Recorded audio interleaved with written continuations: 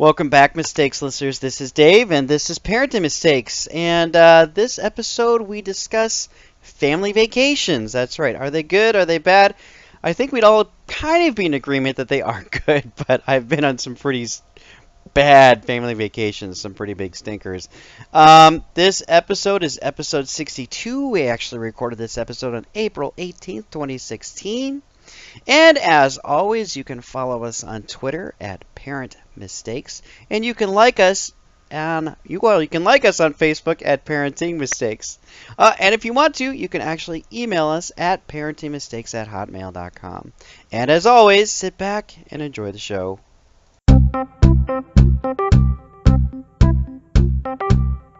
All right, looks like everything is a go.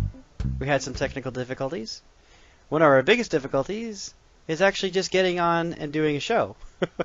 Indeed. What have you been doing, dude? Parenting. That's great. Me too. Making mistakes. You've made some mistakes lately? You want to admit that to our audience? Well, nothing comes to mind, but I'm sure I've made some mistakes. My children aren't here to ask. Sure. Well, yeah, right. I'm sure. Well, that'd be interesting. How they?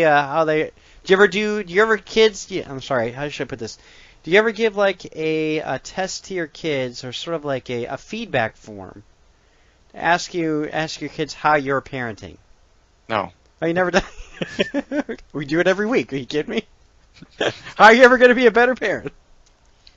I find that some of my I find that feedback is not hard to figure out sometimes. Right. It does. It's not, exactly. You don't because need it's very easy to assess the fact that my children are not happy with some of my decisions. Sure. Anyway. In fact, I have a child that's not happy with me right now. Oh, really? Yes. Which one? Jonathan. Oh, okay. Well, no big surprise there, right? Well, no, he's a fairly happy, upbeat kid. You took his GoPro away? No. Okay. We were suggesting some different study methods. Oh, okay. You're not jeopardizing the PlayStation, are you? No, he's on track. Okay. He's on track, but he could shore it up a little bit. Sure. So, but the studying is still an issue for old Jonathan. Always has been for a while, hasn't it? Well, no, he gets good grades, but you know, there's just certain ways that kids like to study sometimes, and then the parents say, "Well, why don't you try studying this way?" Yeah. They don't want to do that all the time, so. Oh, we obviously have a little bit of catching up to do. Obviously. So, we had a family moment on a family vacation that we just recently had because spring break just went by, right? Yes. We just had spring break. I'm assuming that in California they have it at some point. Yes, they do. Did you have it last week, or did you have it? Well, really, in Southern California, it's always spring break. Oh, yes. Hey. Okay. Well, did you actually have like a session in which your children left school and they got nothing to do at your house? And usually you go on a trip. Yes, we went on a short trip to Northern California, and we saw some friends, and we did a couple of... Really? Yes. How close Northern California? How close? Yeah, like how far up northern? Oh, like 5 hours north. Like near Sacramento? Yeah, south of Sacramento. South of Sacramento. So Yosemite. We were in Southern Oregon. Well, that's just not close at all. Yes, it is. We're closer than you'd think. We were near Crater Lake, man. Okay. We could have crossed the border and been in the redwoods. That's how close are you to the redwoods? Well, there's a couple different places where the redwoods are. No, there's just one place. No, all trees. There's just one clump of trees. We were at Big Tree State Park. Oh, okay. So you were in a redwood forest. We were in a redwood forest. See, we could have come down and seen you at the redwoods. Yeah, well, you could have. We were so close, but we didn't even know it. That's right. Yeah, we need to podcast more. That's part of our problem there. Okay, so we went to a resort, and they had bicycles. And in fact, they had this thing called a Deuce Coupe. Have you ever run on a Deuce Coupe before? Or should I pedaled, not run, but pedaled a Deuce Coupe? Assuming it has something to do with two people pedaling at the same time. Two people pedaling at the same time, and then there is two seats in the back in which your children can just ride. Gotcha. And look backwards as you are pedaling forwards. It's like a golf cart without a motor. It is, and we've talked about this before in the show, in which there are significant moments that happen that sometimes pass you by and you don't even know they happen, right? But there's sometimes when the significant moment happens, you're like, oh my word, people have broken into an age in which this thing can occur. So my wife and I are pedaling this bike. The girls are not pedaling the bike, so they're kind of dead weight. Not that my children would ever be dead weight. They're my precious cargo, right? But we're pedaling. But they're pedaling. dead weight. But but at the end of the day, right? And we hit a hill, and my wife says, "I don't think we're going to make it up this hill, just you and I pedaling this thing." So I said, "Okay." We stop the thing, and we start. My wife gets out, I get out. We start pushing the thing up the hill. About maybe 2 minutes into pushing it up the hill, my wife says, it would be to our benefit if we'd actually had the girls get out of the bike and just kind of tootle around, right? And you can walk behind the bike, just stay near the bike as we push it up this hill. That's actually not what happened.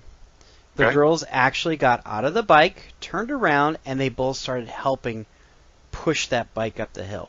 Oh, warm fuzzy. It was wonderful, but I realized that as a family, we've all gotten to the point where we're not a bunch of invalids anymore. Like usually, oh, the baby can't do this, or the baby's got to be held, or the baby needs to remain in the seat.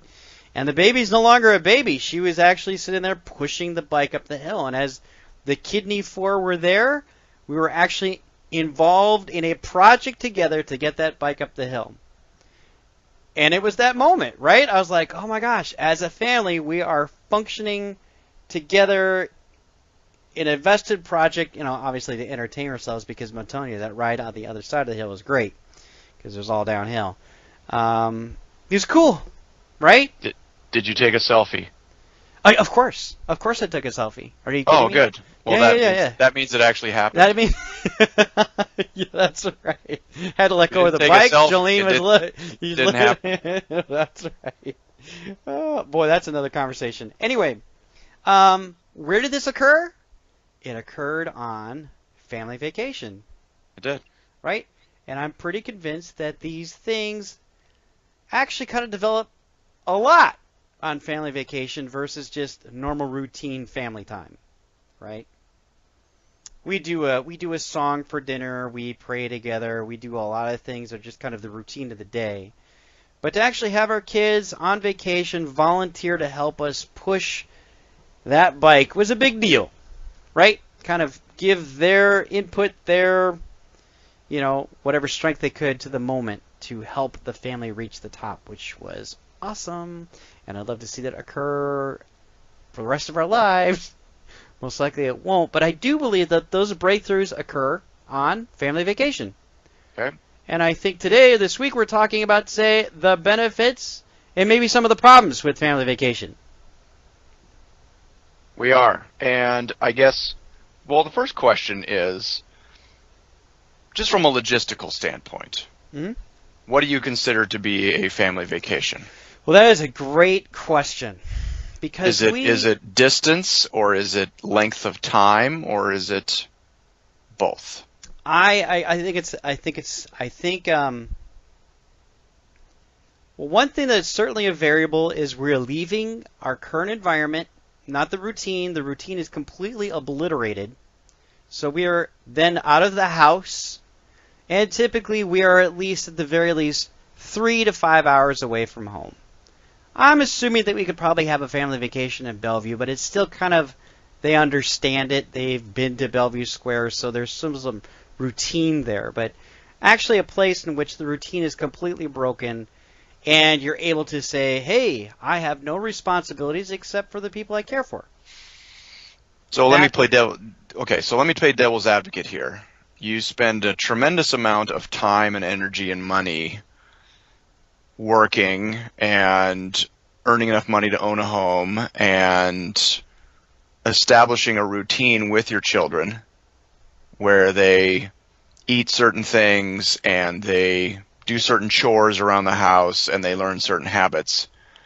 And then we decide we're going to break all of that stuff and pack up as many belongings into the vehicle or into suitcases or whatever and drag them to a completely different place where the routine is just completely, maybe not completely destroyed, but can be completely destroyed. Sure. Eating out, going to bed different hours, different beds, different activities, overstimulus, understimulus. At the end of the day, people are still brushing their teeth, but yes. Why do we do this? Why do we do this? Because there are lots of memories, but there's also a cost. And sometimes, I don't know about you, but sometimes I've come home from family vacations exhausted, depending on what you're doing. Sure. Because, you've done maybe a fair amount of driving, or if you're flying, you're dealing with airports, you're off your schedule, that sort of thing. So why do we do this? Is that just the blanket statement, or are you Yeah, going to tell me why we're No, doing I'm it? not. It's not a rhetorical question. I'm asking I you. think we're doing it because of what you just stated. The routine has been broken. Okay. Before children, I used to do it because the routine was broken and I could kind of quote-unquote do whatever I wanted to do, go see the sights, see the attractions, and hang out with my wife. And eat extravagantly, right? Hey, we're in Hawaii, we're going to go to this crazy restaurant, and they're going to serve us like kings and queens, and it's all delightful. But with kids now, it's totally different, right? So there's a concept of, I think that's something to kind of differentiate right here. There used to be vacation, and someday you and I will get that kind of vacation back. But now there's family vacation, which brings up all sorts of imagery. Chevy Chase, ranging, whatever that looks like. In the station wagon In the going down the station- road. That's right. And everybody has an idea of what that is, too. Why do we do that? I think we do it. Well, I think my wife and I thought, well, we're going to be in more of a relaxed state, and we can kind of let up on the rules, right? And we're in an environment that's so strange and different for my children that they actually do play the entire time with not a whole lot of tube time. Of course, that's the age that I'm into, right? I get kids that are very stimulated by rocks, or, hey, there's a new field of grass I haven't seen before, or I'm willing to play in the pool for 3 hours. No sweat, right? Right. But I know for them, with that breaking of routine, they're able to do things that they haven't done before, and I guarantee you, and I had a friend tell me this once, that every time they go on vacation, their kids would come back even more vibrant, or say they're doing different things they hadn't done before, or they're speaking in a different way they hadn't spoken before, because that routine had been broken, and now they were forced into a situation in which they had to think differently. To me, that really is the huge benefit to family vacation. Hence, my children ended up in a scenario where they wanted to help us push that bike up the hill. They would never have done that had they been at home, because that scenario wouldn't have come up. And I think they're better for it. How long do you think that will last? Well, that is where it leads to you, because I don't know. Our family vacation last week was absolute paradise. We had a ton of fun, right? Of course, they're completely within our control. And, again, it's just the two of us. Now, it gets a little bit different for us when we invite the aunt or when we invite parents, grandparents along. That's a whole nother dynamic for us. So what I'll say that's unique about this particular family vacation, I kind of asked Jillian, I don't want aunts or uncles or grandma and grandpa. I just want us. Okay. Which is, I think, even more beneficial, and that kind of gets into a whole other group of things, like, because we're looking at a family vacation in Hawaii this summer, which is going to involve every single relative, right? Which would be almost like a family reunion vacation. And I go, I think that has some benefits. It's not my preferred because I've got people that are kind of in my way, or, they have different agendas. So, different kind of vacation, we could also talk about that, too. So, like I said, all pluses at this point. Well, and I could say with kids that are older, there's definitely other pluses as they do get older. For us, it's been an interesting sort of transition, particularly with kids in high school, because our opportunities to go on vacation are more limited than they've ever been before. So, because I teach college and I have limited time off, we have to sort of fit it into certain windows. And we're finding that over the last few years, we've competed with sports, even during the summer. Like kids have sports leagues during the summer. Mm-hmm. And you also sort of run into, and I don't know if you remember this, I think I remember this some when I was in high school, that my enthusiasm for family vacations lessened a little bit. Yes. Like I would rather hang out with my friends, and we find that with our kids too. So for example, we did go up north this last spring break, but my oldest was not with us. Oh, wow. Was that a first for you guys? No, we've done trips without her before. We did actually the previous spring break as well. She went on tour with her high school singing group. Huh, okay. Well, first she was on a mission trip in New Mexico, and then she flew to Nashville to join her singing group at a festival. So she was not with us on this Northern California Yosemite thing at all. The other, and what we found was we had a good time. We went and visited some friends. But like Jonathan, my 15-year-old, he did not necessarily want to just do family stuff. Like he did not. We're outdoor people. We like to go on, hikes and stuff like that. We hiked in Yosemite. We hiked in Big Tree State Park. He didn't really want to do either of those. And he's a pretty social kid. What we found was the previous spring break last year, we went out to Valley of Fire and near the Hoover Dam. Yeah. Sort of out by Vegas. Sure. We went on this vacation with another family that had kids that were the same age as our kids. And for our family, that's a totally different dynamic. And the kids like that much more than if it's just us. Sure. So that's kind of an interesting transition, I think, as you get a little bit older, or your kids get a little bit older, is that they become way more friends-oriented. So if you can find that family that you can vacation with, and that's a whole discussion in and of itself. Sure. We happen to have a couple of good families that, we can do that with, and we're very thankful for that. They similar styles, similar timetables, similar restaurants that they like to eat in, that sort of thing. Mm-hmm. That adds a layer to the family vacation, and I think it makes it sustainable in some ways. Because I can remember this from high school where, I don't know, you get into high school, you're a little too cool for school, you don't want to hang out with your parents and your little siblings anymore, and you don't really have a context for the fact that you're building family memories. Yes, and my first non-family vacation was, I think, when I was 17. I asked to not go to Arizona, and I was at home alone for the week. So I'm like, I don't want to leave friends. I don't want to go with you guys to Arizona to do whatever you're doing there. So that was granted?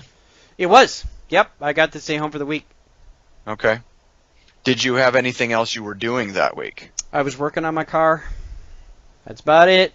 So nothing? Nothing. Okay.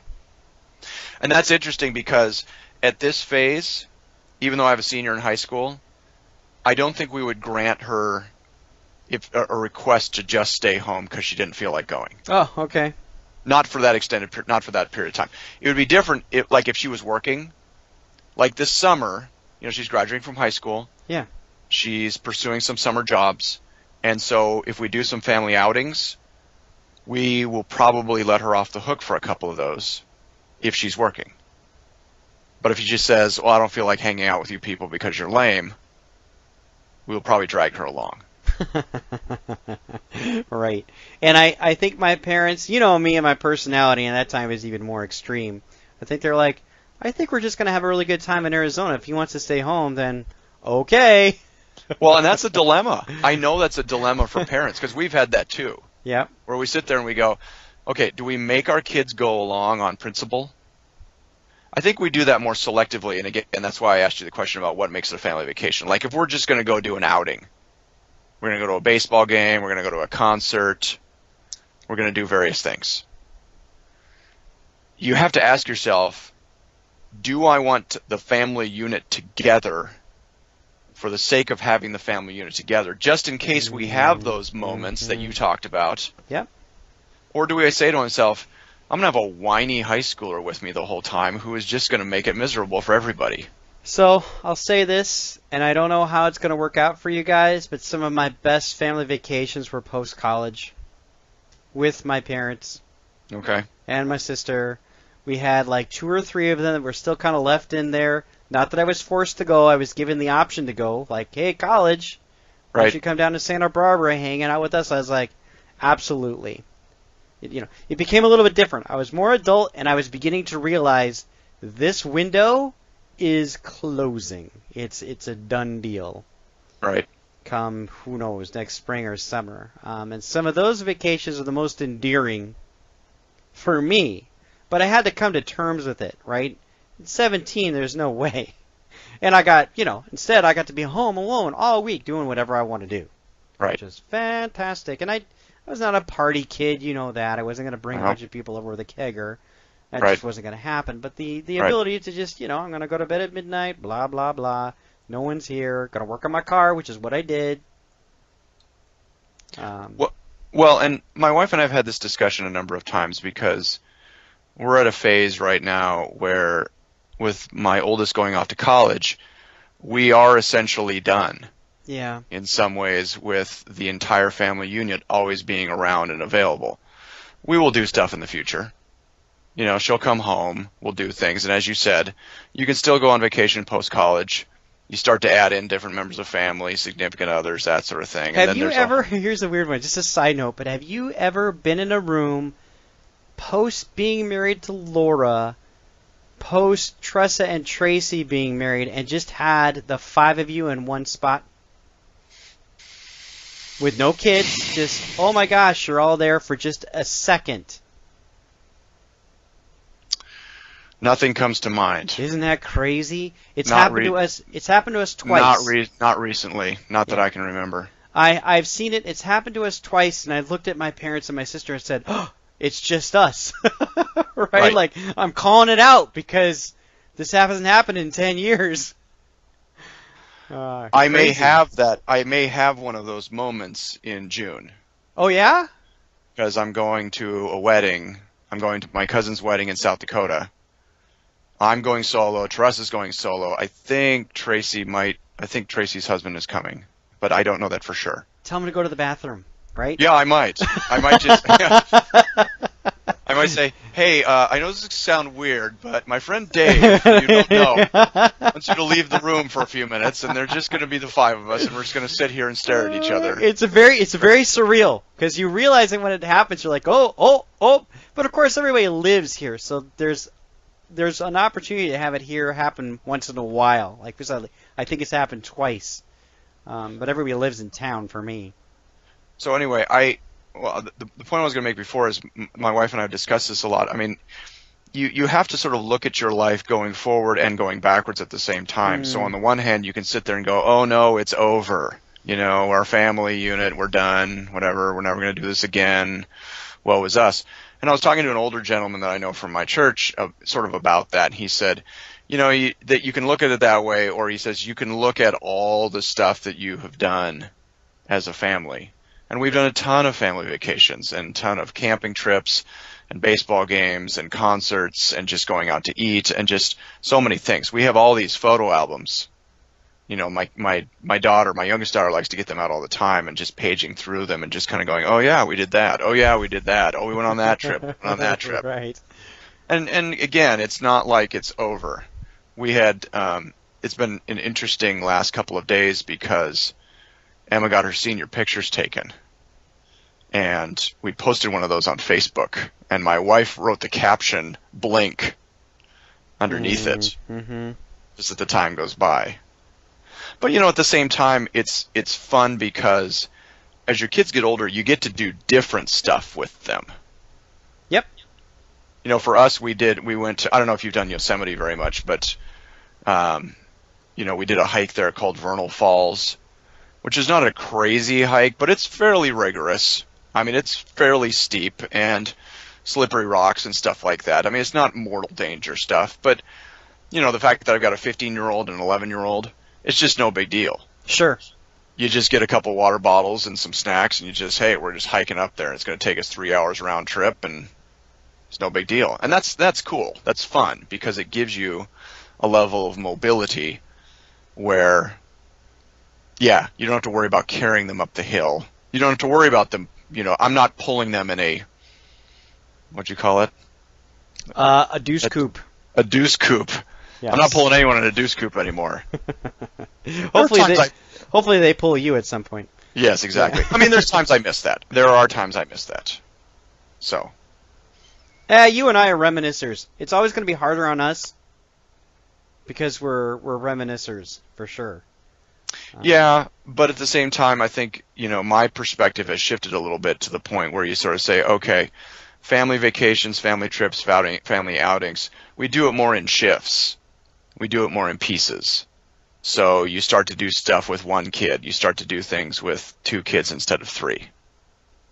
Yeah, so I think some of the thrust of today's episode was just talking about family vacations. I don't think anybody on the planet Earth would ever disagree that a family vacation is not something you should do. I think you should do it. What I do find interesting at your phase of life is that, well, the door is closing, so Emmer, you better come. Right. Because, or we say, we'd really like you to come. Right. There's that line back and forth. I think the thing to keep in mind sometimes is, we have to always recognize that, people have different levels of resources and stuff like that. Some people can't do exotic stuff, but you can do family vacations that are pretty simple. Oh, yeah. Be straightforward, camping, staying in KOA cabins, staying with friends. You can get creative with it. And there's a certain adventure to it. And again, it doesn't have to be long, protracted trips. It can be short stuff. It's about exploring. Even some of the family vacations we had growing up that were horrible, you still have those horrible stories. Yeah. Right? And they do make for good stories later on. Mm-hmm. It's just at the time, sometimes we don't really realize, as you said. I mean, it's cool that you sort of recognize that was a moment where you were all pushing this thing up the hill. That's sort of a turning point. Yeah, it was so totally. That's cool that you can recognize that in the moment. And I think those things happen on family vacation. Yeah. Not that they don't happen, but usually in the home, it's usually individual achievement. It's not a team win, if you know what I'm saying. Yeah. Kayleen read a book for the first time. Yay! Maddie just jumped off a swing. Yay! Right? But this was a little bit different in that, hey, the Team Kidney came together and we pushed that thing up the hill. Well, and yay for us! It's sometimes good to get away from the routine. Mm-hmm. Get away from the electronics, get away from the friends, get away from the other family. Yeah. So, okay. Yeah, absolutely. Well, I guess you're going to have to keep me up to date where you are so that you can, pop down from Southern Oregon next time. Yeah, it's too bad we didn't communicate. Oregon is just a state, right? I mean, if we were in the East Coast, it'd be like Massachusetts. It's nothing. That's right. That's right. Hey, but I do have the big question. Has the eldest made her decision? No. No. How far are we away from that? Well, I guess you should probably ask the question, so if you start listening to the podcast, you know what we're talking about.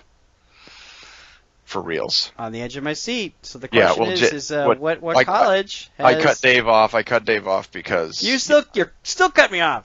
Yes. Yes. My oldest daughter has not selected a college yet. Well, I'm getting... How do I say this? She's going to go to Hope. No, she's not. Well, if you've listened this far in the podcast, you will have heard... This is always weird to say because we're recording in the moment. Right. You will have heard Dave's intro. Yes. Telling you when this episode was recorded. Right. So it is April 19. Right. Deposits must be in May 1st. Okay. All right. And we've said, hey, if you could give us a little couple of days leeway just to, make sure we get the online account, the online account set up and the money moved to the right place and that sort of thing. So she has 8 days. 8 days. Wow. So maybe by our next episode, Oh, that'd be great. Eldest child will have selected a college. What are the selections? Is it? I know one is Calvin. What is One is the Calvin, and the other one right now is Seattle Pacific. Oh, you know where I'm going. I did not know that was an option. That is an option. I want her to go to SPU. Well, she'll either be a knight or a falcon. I am going to be praying for just that. Oh, well, not the way prayer usually supposed to work. But. Well, if she comes up here, dude, woohoo! What? We can hang out a lot more. She's not going to hang out with you. But you're going to come me? visit her. You're going to come visit her. You'll be up here more. It's possible. That's good. It's possible. Yeah. All right. All right. You can follow us on Twitter, Parent Mistakes. You can like us on Facebook, Parenting Mistakes. We have a Patreon account. We do. If you'd like to support us financially. Little donation. Just a little one. And you can send us feedback, parentingmistakes@hotmail.com. Tell your friends about us. We are also on YouTube. Yeah, if you'd that's rather true. listen to the podcast through a YouTube channel, we have a YouTube channel. Mm-hmm. All of our prior episodes are there. We have quite a few. Yeah, we do. So it's been a while, so that I'm like, go back and listen to the archives. How about this? We have so many episodes now that off the top of my head, I don't know how many we have. I know we're in the 60s. Yes, we are in the 60s. Yes. All right. I think that's all, and I'm going to go plan our next family vacation.